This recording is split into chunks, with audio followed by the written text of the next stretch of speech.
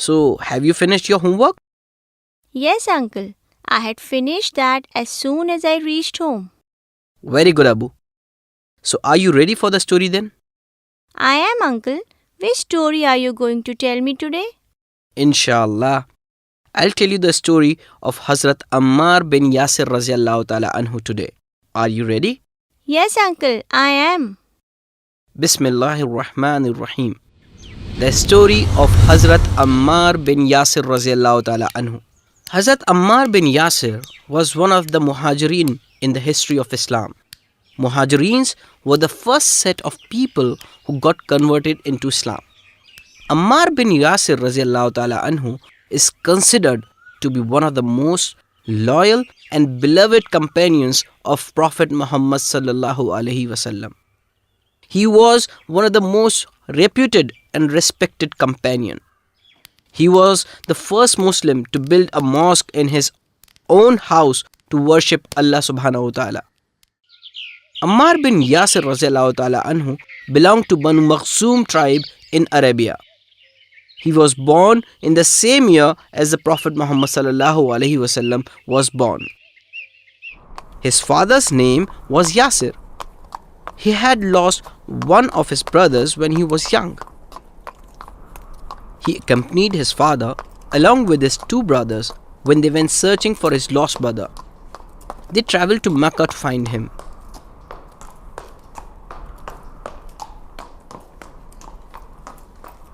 After they finished searching for their lost brother in Mecca, his brothers returned to their homeland. But Yasir chose to stay back in Mecca. Yasir had no house to live in Mecca, so he entered into a covenant with a rich man named Abu Huzaifa. Yasir agreed to marry his slave girl, Sumayya bint Khayyat. Yasir and Sumayya lived happily and they had two sons. Ammar bin Yasir Raziyallahu Ta'ala Anhu was the second son, but he was considered to be the slave of Abu Huzaifa as per the custom prevailing in Arabia. Ammar Raziyallahu Ta'ala Anhu and his parents were among the first to convert to Islam.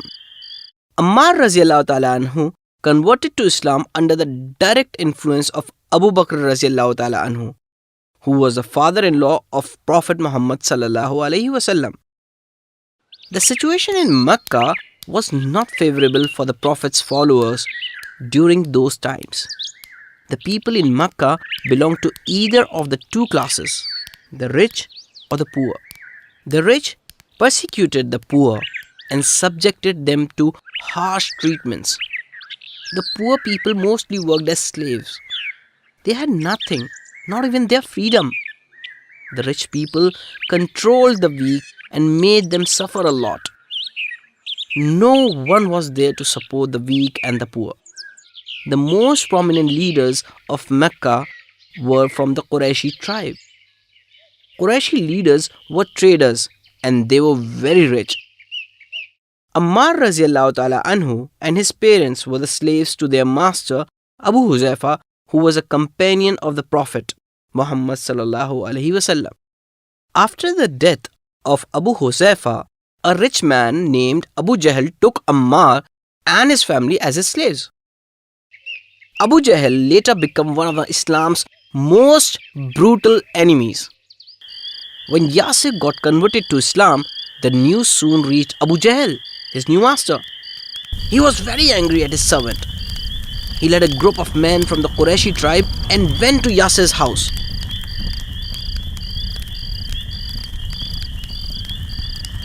They threw flaming torches on Yasir's house and burned down his house. Yasir and his family were sleeping when this happened. And when fire caught up, they got up. They saw that their house was in flames and ran out for saving their lives. They were shocked to see the furious Qurayshi men waiting for them outside. The Qurayshis caught them and took them to a desert outside Mecca.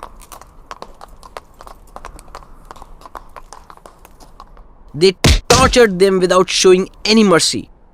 Some of the men were laughing while family cried out in pain. In spite of all the tortures, they were not ready to give up their new faith. When Abu Jahl found that Yasir and family were not ready to give up on their love towards Prophet Muhammad sallallahu alaihi wasallam, he started torturing them more brutally. He ordered rocks to be put on their chests.